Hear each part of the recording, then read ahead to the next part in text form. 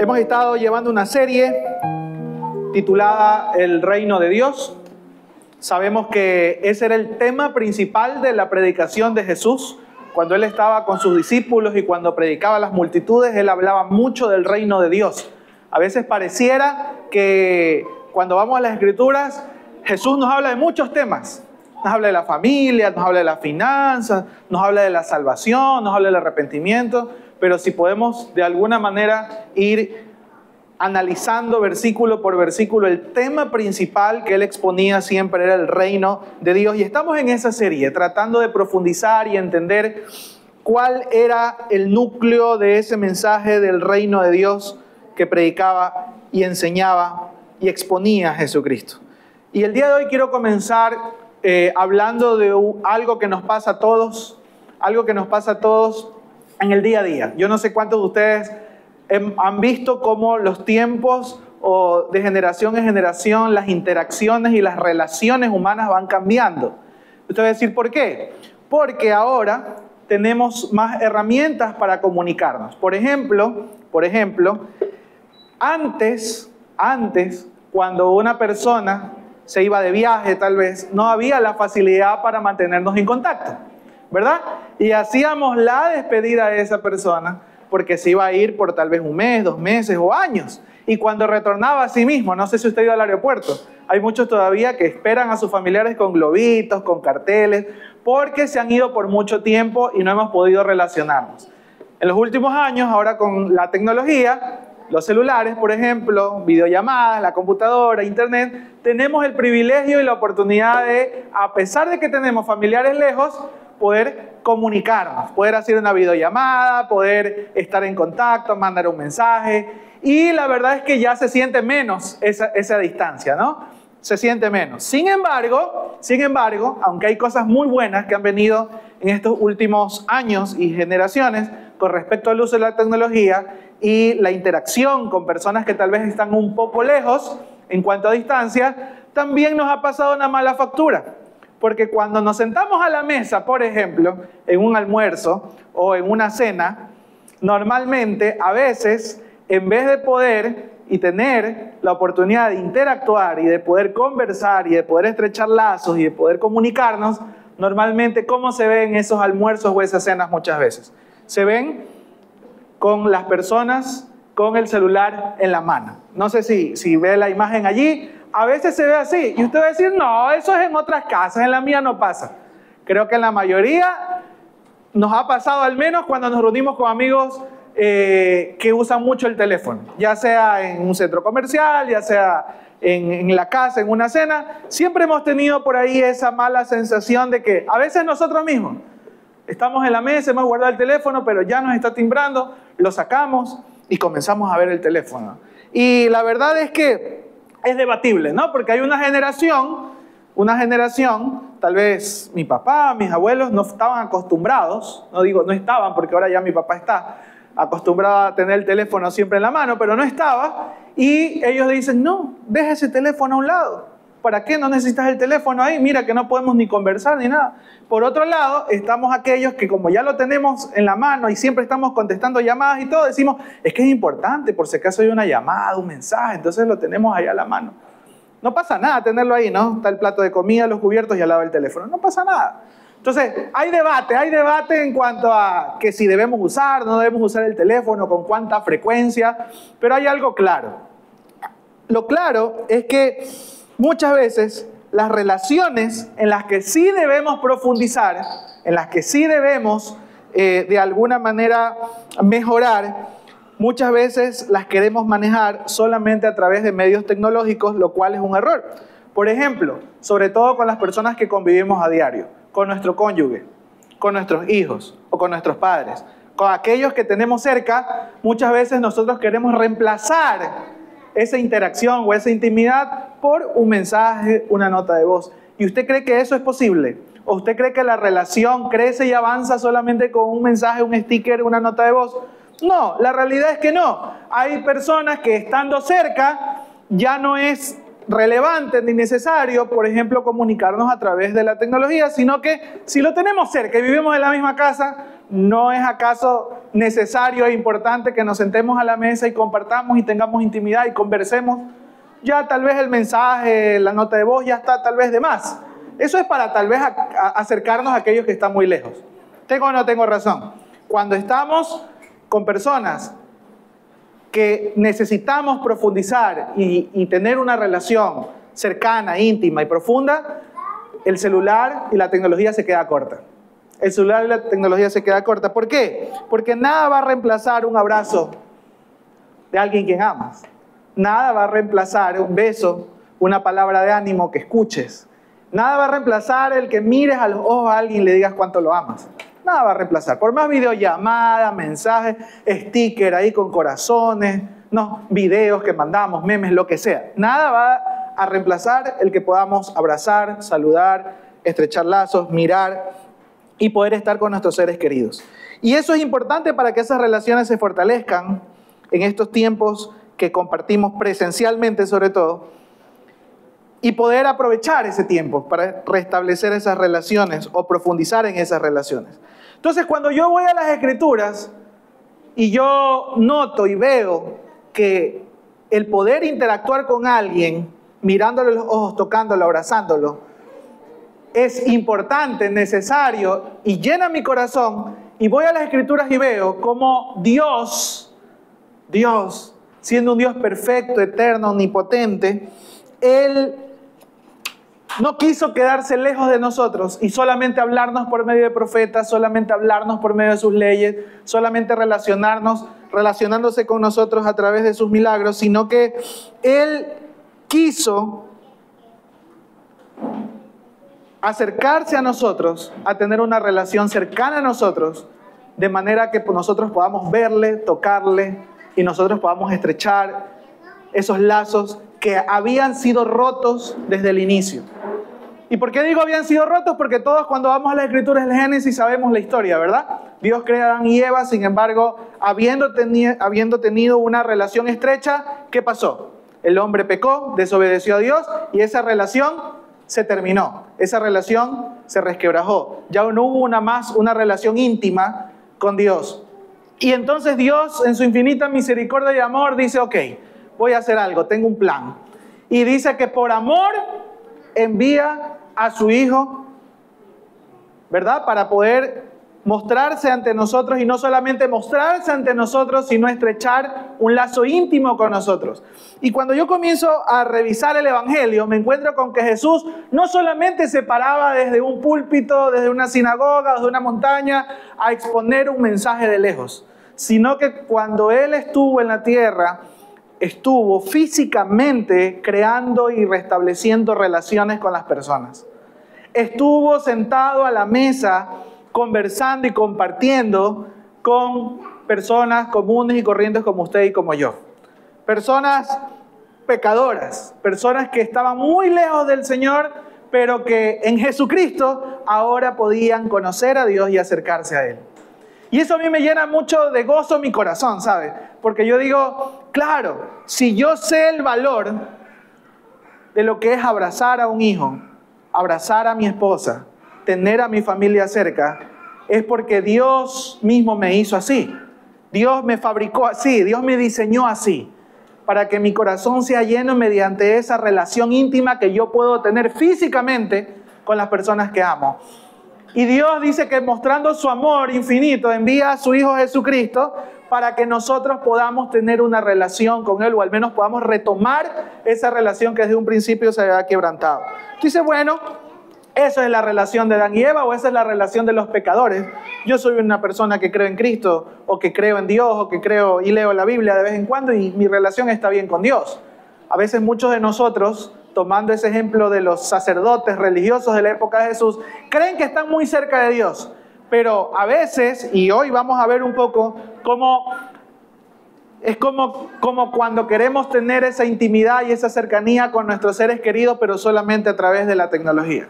Parece que estamos cerca, pero en realidad estamos muy lejos.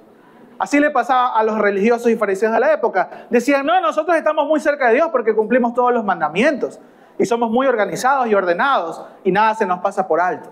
Pero cuando tuvieron a Dios mismo enfrente de ellos, en Jesucristo, en la persona de Jesucristo, no podían tener una relación estrecha con Él, porque de alguna manera lo que Jesucristo representaba y decía era totalmente distante a la religiosidad que ellos llevaban y a la forma de relacionarse con Dios que ellos tenían. Jesús, cuando vino, si hay algo que hizo muchas veces fue tener conversaciones profundas con los pecadores para enseñarles cómo es que esa relación que se había perdido desde el principio por el pecado y a través del tiempo, Él se acercó para invitarnos a ser parte de ese reino.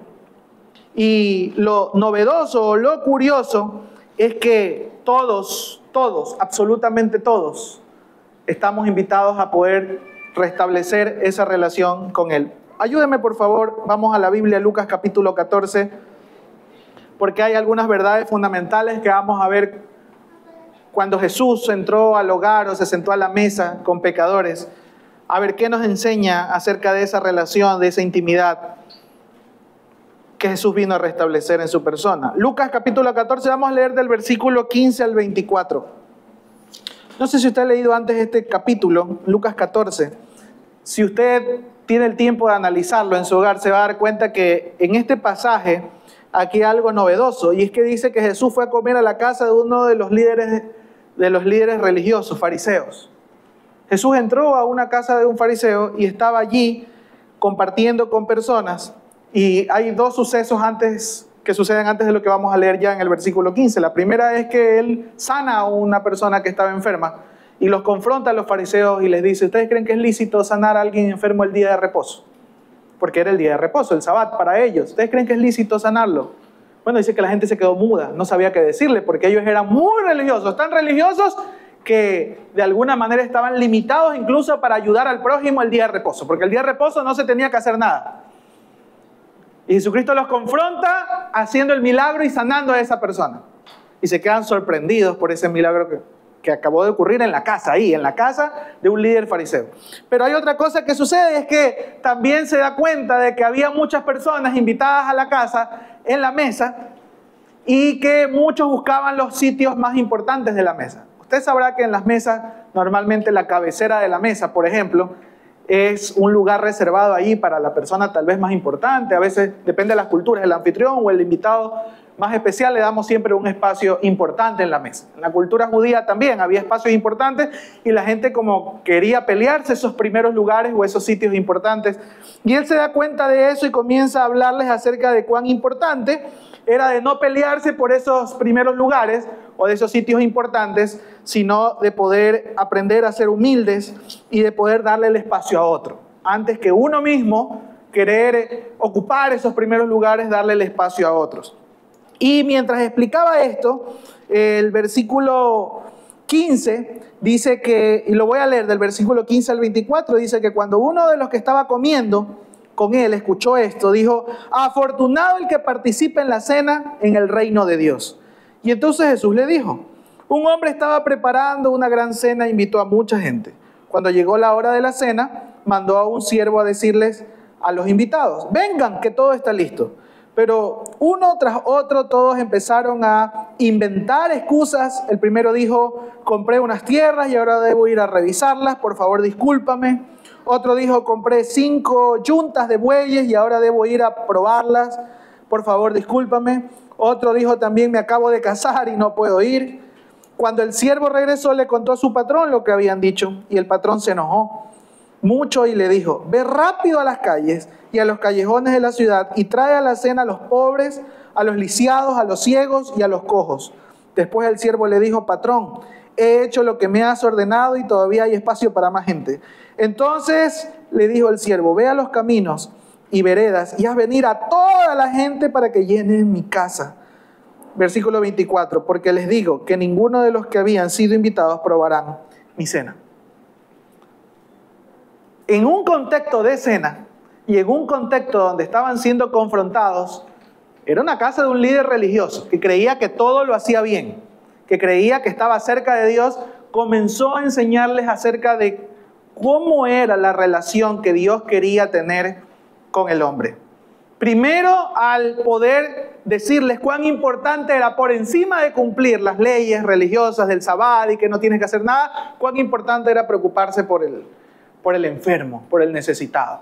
Y Él hizo un milagro y lo sanó. Luego, explicándoles un poco acerca de cuán importante era de que los menospreciados o los que no deberían ocupar esos roles o esos cargos importantes o esos puestos importantes, darles el lugar de honor.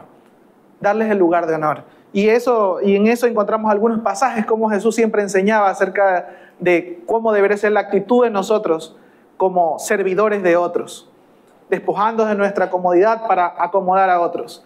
Pero luego de eso les dice, miren, y aquí es donde narra esta situación. La situación de una cena, de un banquete, donde el patrón, el dueño de la casa, manda a invitar a algunos y algunos rechazan esa invitación porque estaban muy ocupados, porque no lo vieron como importante. Y dice que entonces el dueño del banquete, de la cena, dijo, bueno, entonces si nadie viene acá de los que invité, anda y trae a otros que no fueron invitados. E invítalos a venir. Invítalos a venir. Y algunos, dice que recibieron la invitación, fueron, se sentaron, pero aún había espacio. Y dice, anda a ver a más.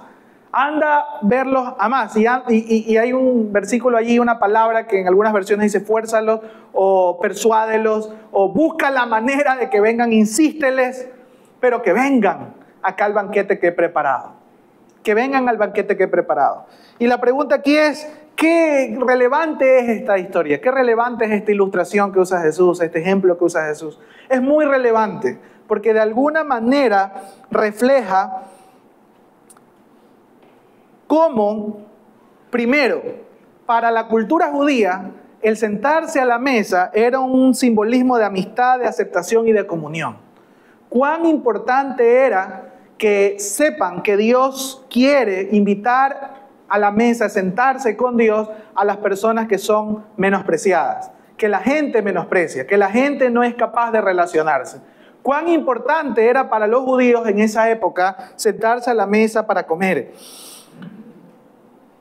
Para muchos en esa época y hasta hoy, solo la mesa tal vez es un lugar para comer.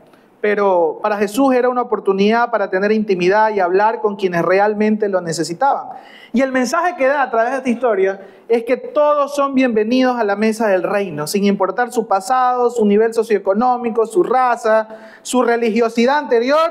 Dios no quiere que nadie se pierda el banquete y quiere que todos podamos restablecer esa comunión que se ha perdido a causa del pecado y que Él quiere que nosotros podamos tener otra vez esa intimidad con Él. Él desea que todos puedan creer que es posible y Él desea tener un encuentro con aquellos que le necesitan. Y puedan venir, probar y degustar de tener una comunión íntima con Jesús. Cuando hablamos de comunión íntima en términos prácticos, a veces la gente cree que solamente se trata de orar y leer la Biblia.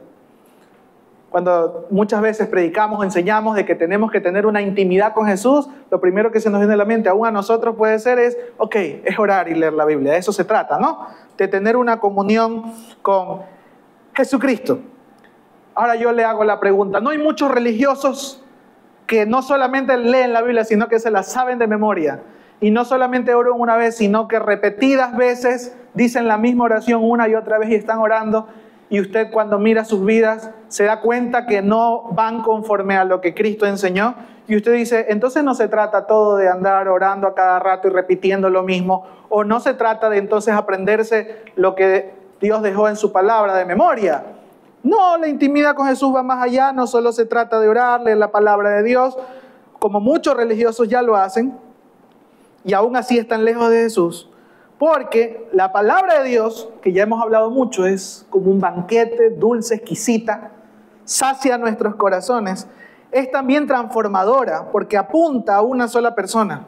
Y cuando descubrimos quién es el centro de ese banquete, que es Jesucristo, entonces podemos reconocer que Jesucristo en ese banquete es el pan que da vida eterna. Y cuando nosotros probamos de ese pan de vida eterna y lo comemos, entonces nuestras vidas son tocadas por el poder y la gracia de Dios y ya no volvemos a ser los mismos. No sé si se entiende la ilustración, hermanos.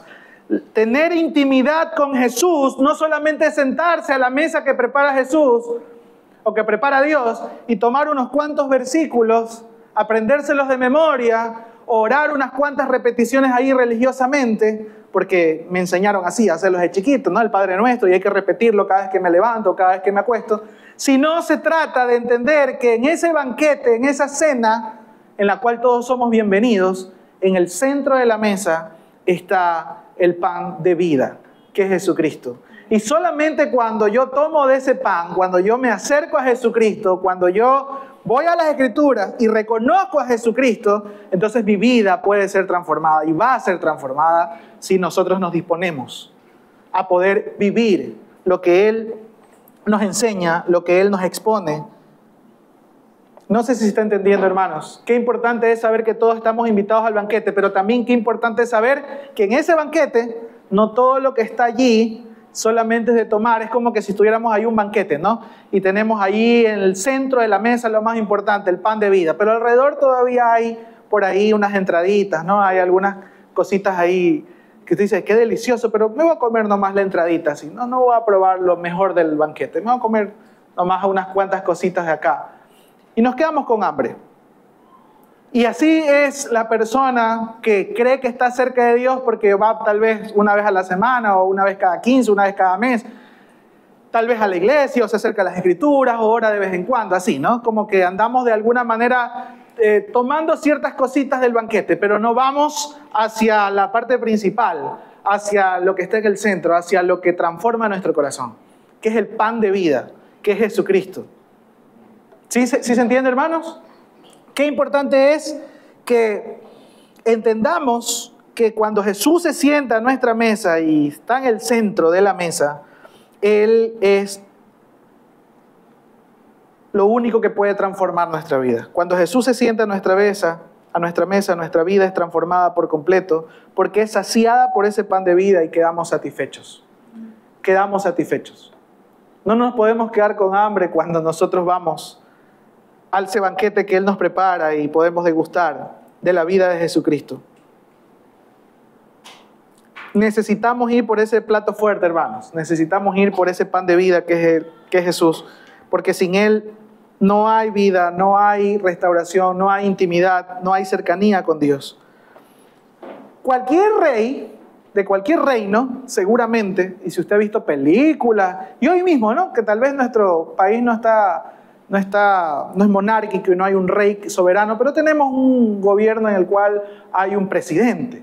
Cualquiera de nosotros sabría que el presidente o una autoridad no es capaz de entrar a cualquier lugar, a menos que sea por la foto. Pero de ahí normalmente no anda entrando a las casas. Y si llegasen a invitarnos, a decirnos, oiga, usted se va a sentar con el presidente o una autoridad o un rey terrenal a la mesa, sabemos que eso va a ser de primera. Sabemos que eso va a ser de lujo. Y si nos dicen que va a ser en nuestra casa, hay que preparar todo, ¿verdad? Hay que preparar todo y hay que tratar de que todo esté bonito, todo esté ordenado, porque esa autoridad o ese rey va a llegar a la casa o va a llegar a visitarnos y tenemos que tratar de poder tener lo mejor preparado. Pero yo cuando voy a las Escrituras me encuentro el caso de Marta y María, caso de dos hermanas que recibieron a Jesucristo en su casa y Marta estaba así. El maestro va a venir y hay que preparar la comida y hay que hacer todo, ¿verdad? No sé cuántos han leído esa historia, cómo habían dos hermanas, pero Marta estaba preocupada por todos los arreglos que había que hacer en la casa porque Jesucristo estaba allí. Pero la hermana, María, se olvidó de todos los protocolos. Y ella entendió que había algo más importante que la comida, que las cosas que hacer, que la casa se ve bonita, y era que tenía que aprovechar el tiempo para pasar a los pies de Jesucristo.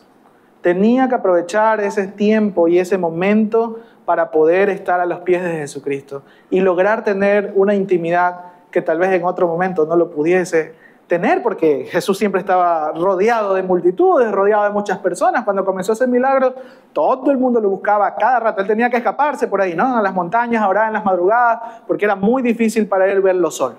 Inclusive los discípulos estaban ahí protegiéndolo, ¿no? Eran como los guardaespaldas ahí, cuidado, se me acercas a mi maestro, cuidado y lo tocas. Entonces, María entendió algo importante, y es que lo más importante cuando Jesucristo entraba a la casa y se sentaba a la mesa no era tanto las entradas, los dulces, los postres que había en el banquete, sino el pan de vida que estaba en el centro del banquete. ¿Me explico? María había entendido que había algo más importante que los protocolos y las decoraciones y todo lo que hay alrededor de la mesa, sino Jesucristo. Y si somos detallistas, aunque la ilustración pareciera que solo habla de un banquete que Él nos prepara a nosotros, porque la ilustración que leímos ahorita en Lucas 14 habla de que ese patrón manda a llamar a otros para ese banquete, pareciera que nos apunta a ese banquete que vamos a tener un día que Él regrese y que sean las bodas del Cordero. Dice que todos vamos a ser llamados a participar de ese banquete. Todos aquellos que han puesto su fe en Cristo Jesús, vamos a poder sentarnos a la mesa de ese banquete en las bodas del Cordero. Y yo digo, qué extraordinario, porque eso dice la palabra del Señor, y qué bueno, qué extraordinario poder saber y tener esa esperanza de que vamos a participar de ese banquete celestial junto a Jesucristo.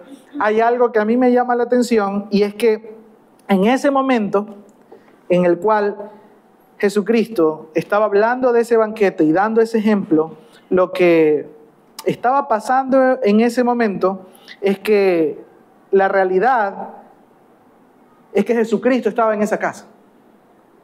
Y en esa casa había comida.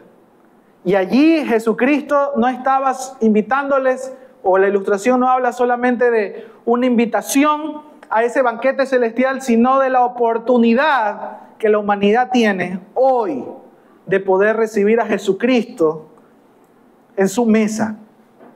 La oportunidad que tenemos hoy de tener ese pan de vida en nuestra mesa. Y cuando digo nuestra mesa, no estoy hablando, y quiero hablar un poco, no estoy hablando físicamente, ¿no?, de la mesa de nuestros hogares, sea cual sea el tipo de mesa que usted tenga. La mesa refleja nuestra vida, la mesa refleja nuestro corazón. Cuán importante es que sepamos que Jesucristo, así como físicamente entraba a las casas a poder sentarse a la mesa con fariseos y pecadores para compartir, porque la Biblia dice que de eso era lo que más lo acusaban, de por qué era que entraba Jesucristo a las casas de pecadores. Una de las cosas que necesitamos saber y entender es que nuestro corazón es la mesa donde Jesús debe sentarse, y al principio es verdad que llega como invitado, pero cuando nosotros tomamos ese pan de vida y entendemos quién es Jesucristo, ya no solamente debe quedarse como invitado en la mesa de mi vida o en mi corazón, debe entronarse como rey, debe convertirse en el Señor de mi vida, y de ahí no dejarlo salir más. La vida religiosa, la vida de las personas que piensan que están cerca de Dios funciona más o menos así. Jesús, te invito un día a la semana a venir un rato a la mesa. Lo dejamos hablar por un momento, pero luego de eso, cuando salimos de ese tiempo de tal vez lectura de la palabra, o ese tiempo de culto, o ese tiempo de acercarnos a Dios, pareciera que lo que hacemos es decirle, bueno, Jesús, ya se acabó tu tiempo. De aquí para adelante es mi casa y aquí mando yo. Y comenzamos a vivir nuestro día a día como nosotros queremos, como a nosotros nos conviene vivir. Cuando en realidad lo que debería pasar es que una vez que Jesús viene a sentarse a la mesa, a nuestro corazón, es que nuestro corazón va a ser transformado. De manera que ya Jesús no se convierte solo en un invitado más, se convierte en ese rey que necesitamos para que dirija nuestras vidas. Hoy y ahora mismo podemos y debemos dejar que Él entre en nuestras vidas, porque Él vino para precisamente venir ante nosotros y decirnos cuán sucia estaba esa mesa, cuán desordenada estaba esa mesa, o cuánta necesidad había de pan en esa mesa, y a llenarlo y a satisfacerlo todo. Él se sienta a la mesa de los pecadores para darles un propósito de vida. ¿Se está entendiendo la ilustración que quiero llegar, amigos, hermanos? Jesús quiere sentarse a tu mesa y que comas y bebas de su gracia inmerecida. No necesitas ser perfecto para que Él entre. No necesitas ser perfecto para que Él entre. Las personas piensan que necesitan arreglar su vida primero para que entonces Jesús pueda entrar. Pero Jesucristo dice que entró a las casas de los pecadores, precisamente a decirles que Él podía transformar sus corazones, les podía dar un nuevo corazón, una nueva vida, una nueva oportunidad, para que entonces comiencen a caminar en rectitud y en santidad. No estoy hablando de que Dios no exija santidad, no estoy hablando de que Dios no pida que nosotros llevamos vidas conforme a sus estatutos y a sus leyes. Lo que estoy diciendo es que nosotros naturalmente no hemos podido obedecer a cabalidad todas las leyes de Dios. Somos pecadores por naturaleza. Y cuando muchas personas las invitamos a conocer a Jesucristo, dicen, no, la verdad es que yo todavía no estoy listo. Dice. Todavía no estoy listo. Es como que si tuviésemos un termómetro de más pecador y menos pecador, y entre menos pecador somos, entonces creo que Jesús me va a aceptar más. No es así. Jesucristo nos enseñó que nosotros, estando muertos en delitos y pecados, Él se acercó a nosotros, entró a nuestros hogares, se sentó a la mesa y nos dijo que había esperanza. Y nos dijo que Él quería transformar nuestros corazones, que no tengamos miedo. Lo único que teníamos que estar dispuestos a hacer es a creer que Él lo podía hacer. Y aquí viene la gran pregunta, amigos, hermanos. ¿Qué tanto creemos que Jesucristo puede transformar mi vida y mi corazón? ¿Qué tanto creemos que Jesucristo puede cambiar todo lo que está en mí? ¿Qué tanto creo que Jesucristo tiene el poder para que a través de su poder, a través de Él, entonces yo pueda dejar todos esos malos hábitos, pueda dejar ese pecado que tanto me tiene atado, pueda dejar esa amargura que hay en mi corazón por la falta de perdón, pueda sacar de mi mente esos malos pensamientos que tengo y pueda realmente ser libre del pecado y caminar en la libertad que solo Dios me puede dar. Caminar en la vida abundante, la vida que Él me quiere dar. Y ese es el problema. El problema es que una vez más, cuando nos acercamos muchas veces en la religiosidad de nuestros corazones a Dios, entonces nos acercamos y hacemos de Jesús solamente un invitado de vez en cuando en realidad Él debe ser siempre, constantemente, 24/7, el pan de vida que está en el centro de nuestro corazón, transformando nuestro corazón cada día. Y esa es la invitación maravillosa que nos hace en esa ilustración, ¿no? Vengan todos los que quieran cenar, vengan, no importa dónde estabas ni cómo estabas, no importa si al principio no fuiste invitado, ven, hay lugar para ti, ven que aún hay lugar para ti. ¿Usted ha aceptado esa invitación? ¿Usted ha aceptado esa invitación?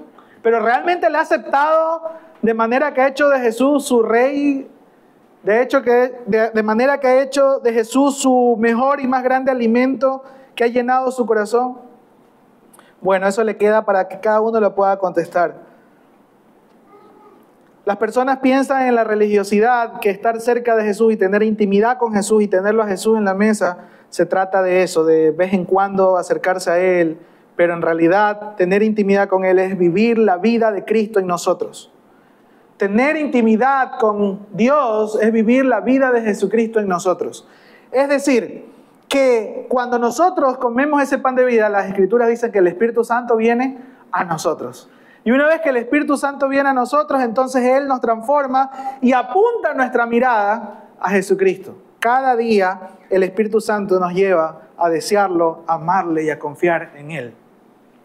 Y entonces yo sé que aunque yo no era perfecto y aunque era muy pecador, creo que ahora el Espíritu Santo de Dios transforma mi corazón y entonces me ayuda a no pecar más. Y siempre cuando usted se encuentre con alguien, y si usted tal vez no lo tiene claro, no piense que Dios está llamando a la gente buena o perfecta o moralmente correcta.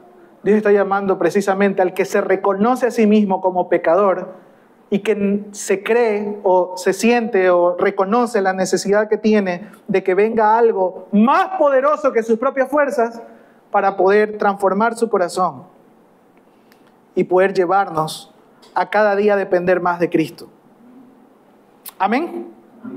Lo segundo es que en la mesa de Jesús no solamente que hay transformación y que todos nosotros somos llamados a ese banquete, sino que en la mesa con Jesús hay restauración y salvación.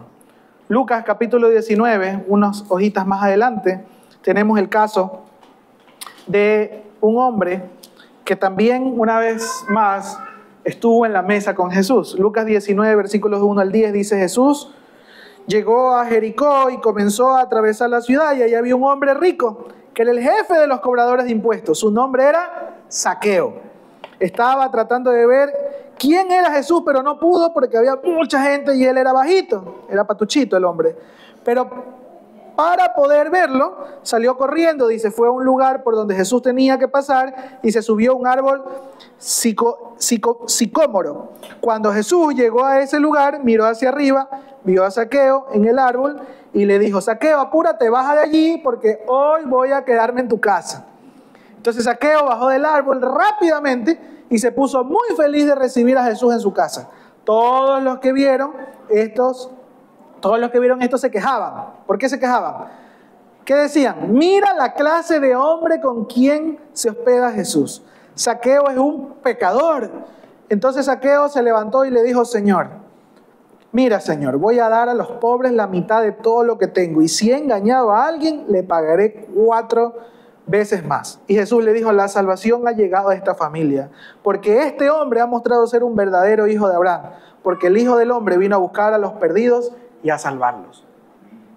Qué gran encuentro que ocurre acá. ¿Y sabe por qué lo digo? Porque pareciera que nos quedamos en el asunto de que Zaqueo, siendo un hombre pecador, cobrador de impuestos, despreciado por todos los judíos, porque él le quitaba el dinero de los bolsillos a los judíos, siendo él judío, le quitaba el dinero a sus compatriotas, y él se enriquecía a sí mismo a causa de eso.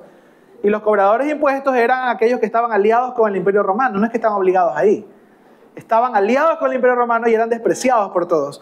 Sin embargo, dice que Jesucristo entra a la casa de Zaqueo y vemos cómo hay esa relación entre Jesucristo con un pecador y una persona menospreciada de la época. Pero hay algo que aquí llama mucho mi atención, y es que Jesucristo lo reconoce como un verdadero hijo de Abraham, como alguien que tenía mucha fe. Pero aquí no se nombra la fe más allá de haberse subido al árbol y, a pesar de su estatura, poder tratar, ¿no?, de poder ver a Jesucristo. Muchos dicen: wow, qué fe tan grande que tuvo este hombre, ¿no?, para poder ver a Jesucristo. El punto fue que él estuvo dispuesto a recibir a Jesucristo, y no solamente ese encuentro con Jesucristo lo llevó a reconocer a Jesucristo, quién era Jesucristo, sino que lo llevó a arrepentirse y a cambiar su actitud de avaricia que había en su corazón. Y en ese momento dice que estuvo dispuesto a dar la mitad de lo que tenían los pobres, y si había estafado a alguien, reponérselo por 4 veces más. Muy interesante esto, porque a veces pensamos, una vez más, en nuestra religiosidad, que la intimidad con Jesús, que tener comunión con el Rey, solamente se trata de unas pocas veces ir a la Biblia, unas pocas oraciones, o ir unas cuantas veces a un lugar, a una iglesia, a un culto. Cuando en realidad tener intimidad con Jesús no es otra cosa sino que Jesucristo, ese pan de vida que está en la mesa y que está ahí conmigo, transforme mi corazón de manera que yo pueda reconocerle como el Rey, pero también yo pueda hacer los cambios que necesitamos todos hacer en nuestra vida con el poder del Espíritu Santo, para ya no seguir en nuestro pecado. ¿Y a eso cómo se le llama? Arrepentimiento. Arrepentimiento. Necesitamos que nuestra fe esté acompañada de arrepentimiento genuino para recibir entonces la salvación que Jesucristo vino a darnos. Necesitamos que haya muestras de esa transformación que hay en nuestro corazón. Por eso me encanta cada vez que hablo con un cristiano, porque cuando yo hablo con un cristiano, yo sé que su vida tuvo un antes y un después de haber conocido a Cristo. Pero cuando me encuentro con alguien que se dice a sí mismo cristiano y le pregunto: ¿quién es Jesús en tu vida? ¿O cómo era tu vida antes de conocer a Cristo? Y no sabe ni lo que... O sea, dice: no, yo siempre he sido así, desde chiquito. No, es que yo vengo, decimos, no, de cuna evangélica o de cuna cristiana. A mí desde chiquito me enseñaron de Dios. Y digo: sí, está muy bien que nuestros padres nos hayan enseñado de Dios, está muy bien que mi abuelita me enseñó a orar, está muy bien todo, pero cuando tú tienes un encuentro con Cristo, Jesús, tú tienes conciencia de que tu vida no puede seguir igual, de que tu corazón no puede seguir inclinándose siempre hacia lo malo, de que no puedes dar rienda suelta a hacer el pecado, sino que tú necesitas que por la gracia, la misericordia y el poder de Dios puedas cambiar de rumbo, que eso significa arrepentimiento, metanoia, cambiar de rumbo y poder ir hacia lo que a Dios le agrada, hacia lo que es bueno y agradable delante de Dios. Por eso sabemos que las Escrituras habla de que para poder ser salvos necesitamos fe y arrepentimiento, confiar en Jesucristo, en esa obra poderosa de perdón, la cual Él hizo en el sacrificio de la cruz, pero también deberíamos confiar que Él tiene el poder para ayudarnos en ese arrepentimiento genuino que necesitamos hacer, ese cambio de vida que necesitamos hacer para poder encontrar salvación. Y eso fue lo que encontró Zaqueo. Eso fue lo que encontró este hombre, bajito, patuchito, despreciado allí.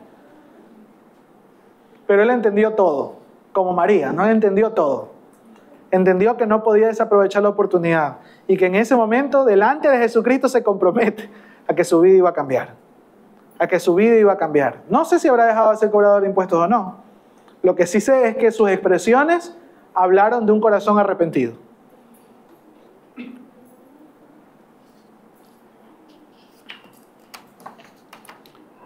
Y tercero, en la mesa con Jesús hay propósito eterno. Cuando vamos a otra situación donde Jesús está en la mesa, ahora con sus discípulos, Juan capítulo 13, por favor, acompáñeme. Juan capítulo 13, versículos del 4 al 5.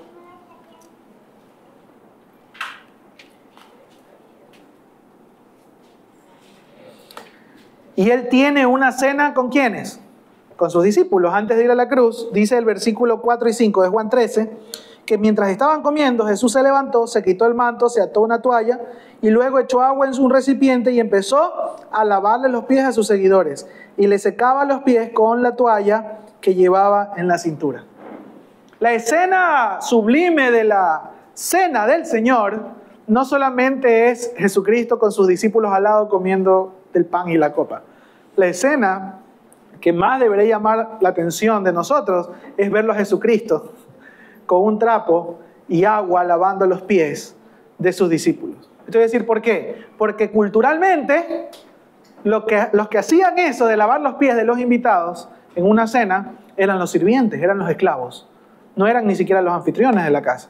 Y cuando usted se da cuenta de eso, usted se da cuenta que en la mesa, cuando está Jesucristo, no solamente que encontramos restauración, encontramos ese amor que tiene Dios para con nosotros al invitarnos a ser parte de su reino, no encontramos solamente salvación en Cristo, sino que también encontramos propósito. Porque Él les dijo a sus discípulos, ahora me vieron hacer esto, ahora ustedes tienen que irlo a hacer también a los otros. Y ustedes tienen que hacerlo entre ustedes. El propósito por el cual vino Jesucristo es enseñarnos cómo nosotros vamos a glorificar a Dios de manera correcta. Y la manera correcta de glorificar a Dios y de alabarle al Señor es que podamos nosotros imitar a Jesucristo y ser siervos como Él lo fue. Siervos como Él lo fue. Servidores unos de otros. No cabe dentro del reino otra autoridad que no es Jesucristo. Y entonces los demás, ¿qué somos? Los demás todos somos siervos, consiervos unos de otros. Puede ser muy predicador, muy pastor, muy maestro, muy estudiado, mucho título, no importa. Delante del Señor todos somos sus hijos y todos somos su familia. Y para eso necesitamos aprender de que fue manso y humilde de corazón. Para eso necesitamos aprender cada vez que podamos ir y lavarle los pies al otro. Lo que hizo Jesús en ese momento fue enseñarnos que a la mesa también podemos encontrar un propósito de vida. Un propósito. ¿Por qué hacemos lo que hacemos? Cuando hablo de propósito, hablo de por qué hacemos lo que hacemos cada día. A veces las personas pareciera que andamos tras el propósito que nos propone este mundo. Porque este mundo ama el pecado, ama los deseos de la carne, este mundo ama las riquezas, ama la vanagloria, ama los aplausos, ama el reconocimiento. Y los cristianos muchas veces, o los que creemos que estamos cerca de Dios, también nos entregamos a eso. También nos entregamos a eso. El propósito de nuestras vidas, sí, es trabajar, es esforzarnos, sí, es estudiar también, es hacer lo mejor y lo más diligentemente posible para ser buenos mayordomos de lo que Dios nos ha dado. Pero lo hacemos en cada instante dándole la honra y la gloria a Dios. Y para poder darle la honra y la gloria a Dios en todo lo que hacemos, necesitamos saber quiénes somos. Y nosotros somos servidores, somos siervos. Somos servidores a cada momento. La gente piensa que servir a Dios es venir a servir en el culto o venir a servir aquí en el lugar donde se reúne la iglesia el día domingo tal vez, o hacer cosas religiosas. Decimos, es que yo sirvo a Dios haciendo. Usted le pregunta a alguien, ¿tú sirves a Dios? Sí, dice, yo sirvo a Dios. ¿Por qué? Porque yo me paro ahí en la puerta a abrir la puerta de los hermanos. Yo sirvo a Dios. Yo sirvo a Dios porque yo estoy de maestro con los niños. Yo sirvo a Dios porque hago esto. Y solo nombramos muchas veces cosas religiosas o cosas que a nosotros nos parecen más como cercanas a Dios o más espirituales. Muy pocas personas le dicen, yo sirvo a Dios cuando lavo los platos en mi casa para que mi familia pueda tener platos limpios para comer. O muy poco dice, yo sirvo a Dios trabajando con diligencia en el trabajo que Dios me ha dado. No engañando, no mintiendo y cumpliendo el rol que tengo en el trabajo.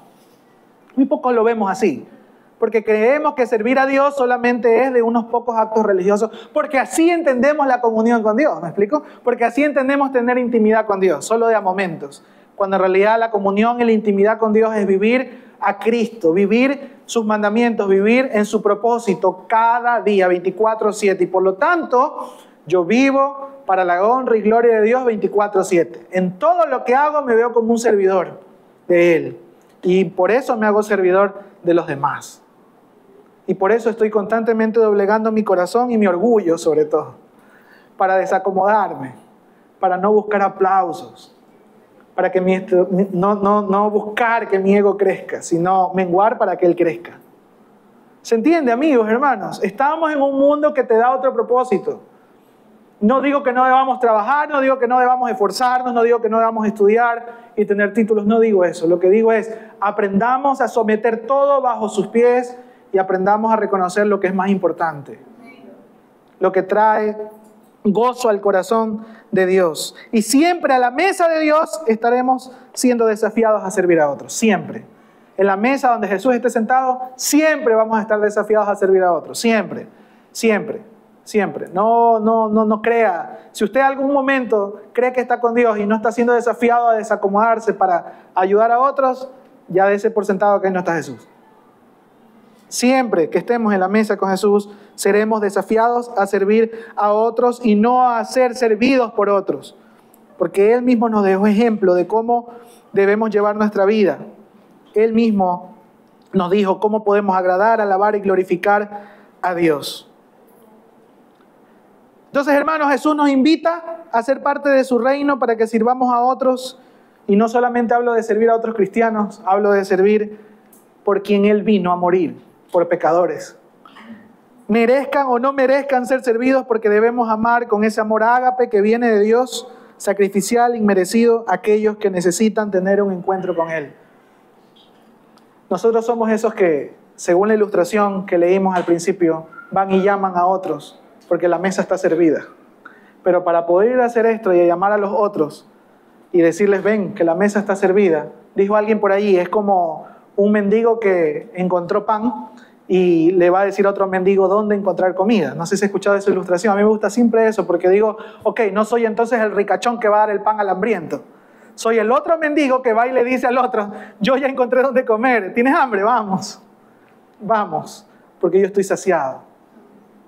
Yo estoy saciado y quiero que tú también te sacies, vamos. Pero para eso nos va a tocar dejar allí el banquete, salir e ir e invitar a otros y llevarlos. Y dice las Escrituras que hay que ir a persuadirlos, a rogarles, vamos. Hay un banquete servido que no te puedes perder.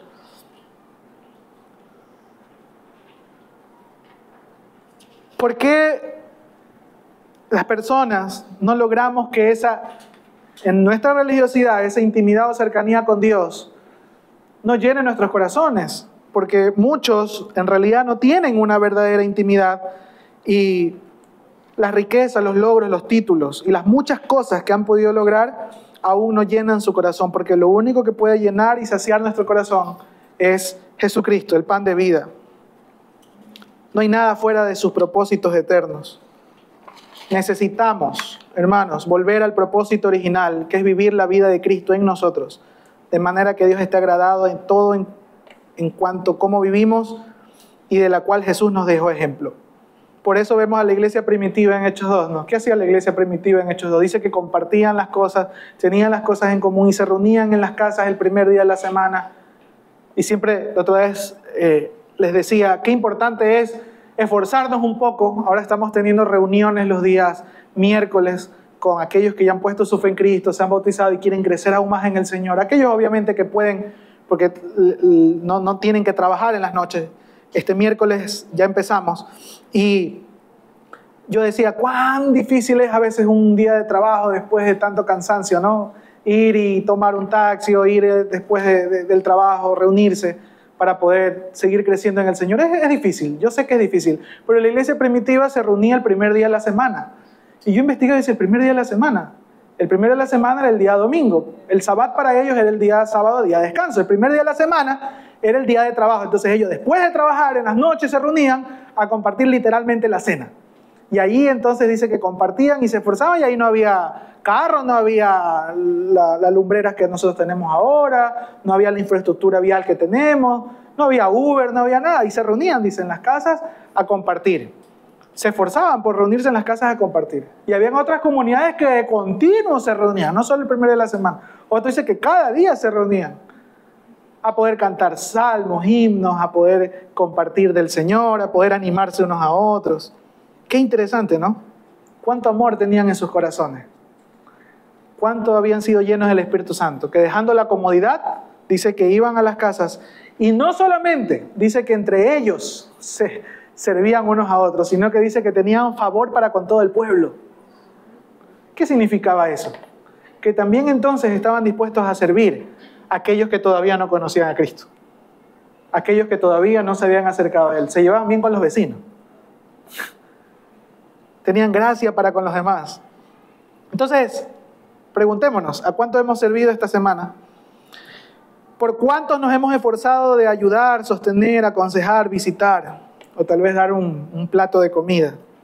El mundo nos ha enseñado a vivir para nuestros propios propósitos, para nuestras riquezas, para nuestros placeres. Pero Dios nos enseña para vivir en un propósito eterno y mayor, para servir a otros con su amor.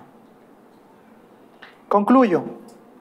Tener a Jesús entonces en nuestras mesas para tener intimidad verdadera es más allá de ir a un culto, leer de vez en cuando la Biblia, orar unas vanas repeticiones, sino que tener a Jesús en nuestras mesas es vivir su vida en nosotros para cumplir su propósito eterno.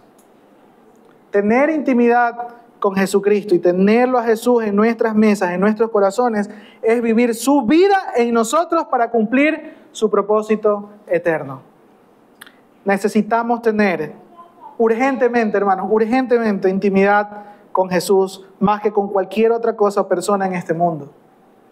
Porque a veces, y esto no lo digo a veces, siempre estamos necesitados de que las relaciones con nuestros cónyuges, con nuestros hijos, con nuestros padres mejoren, porque eso nos causa dolor en nuestro corazón.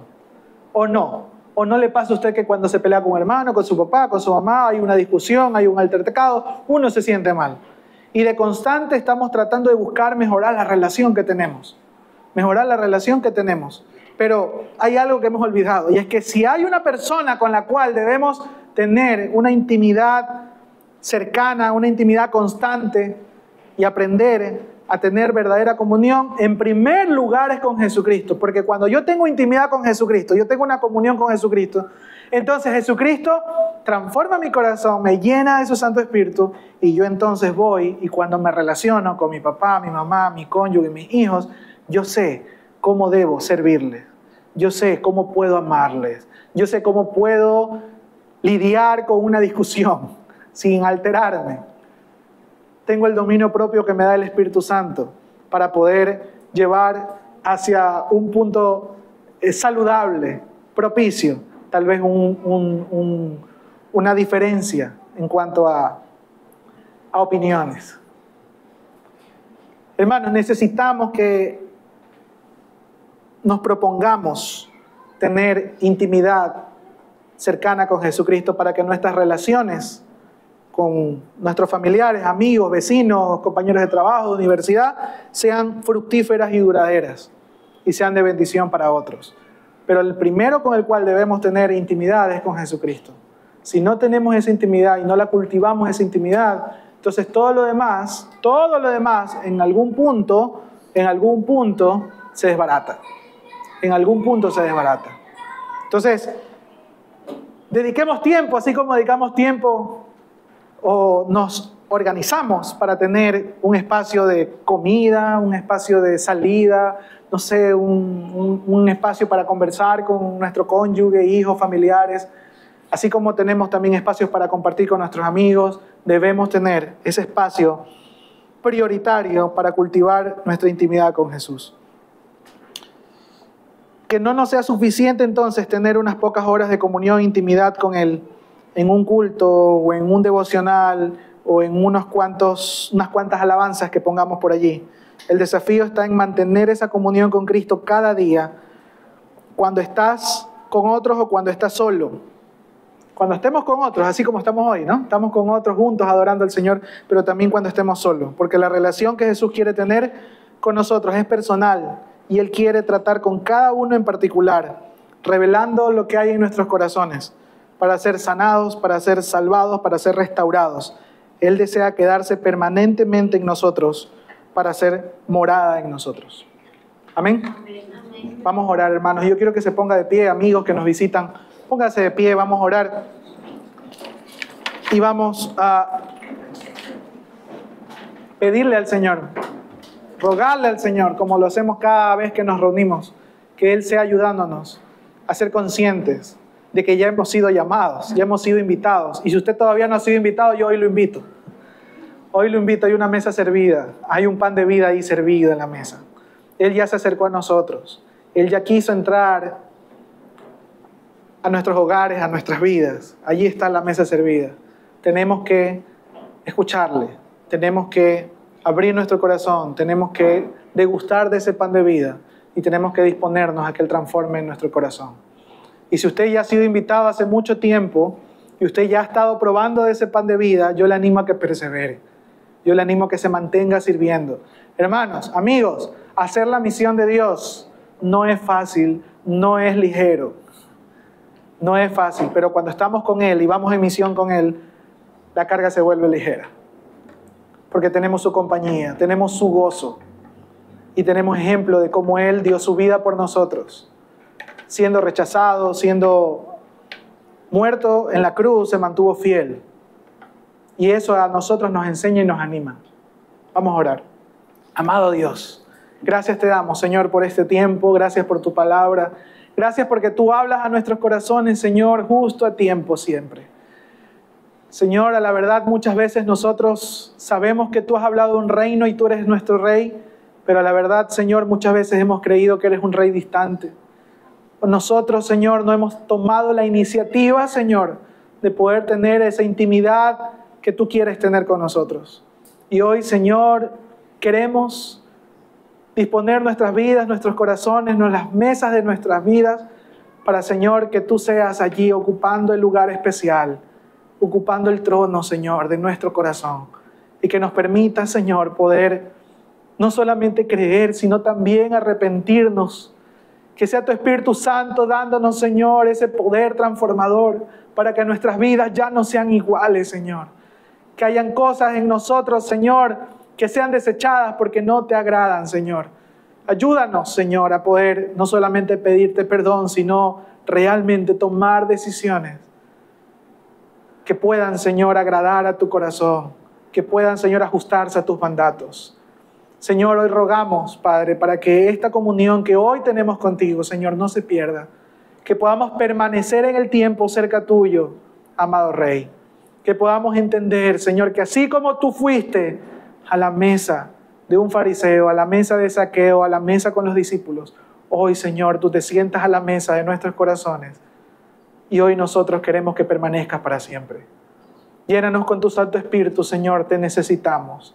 Necesitamos que la relación que tenemos contigo, Señor, no solamente nos dé salvación, sino que también nos ayude a poder llevar vidas fructíferas, vidas abundantes, vidas, Señor, que puedan bendecir a otros, Señor. Ayúdanos, Señor, a perseverar. Señor, ayúdanos a despojarnos, Señor, de esos malos pensamientos que nos han llevado siempre a ir tras los propósitos de este mundo, de vanagloria, de vanidad, de riqueza, de orgullo.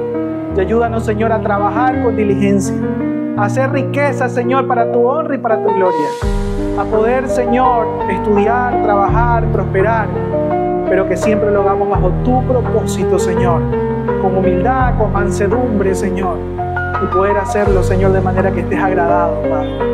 Queremos, Señor, no encontrarnos siendo, Señor, oidores olvidadizos, sino queremos ser encontrados haciendo y viviendo, Señor, tu vida en nosotros. Gracias te damos, Señor, en el nombre poderoso de Jesús. Alabado sea tu nombre, Señor. Amén. Y amén. Dele un fuerte aplauso al Señor en esta mañana.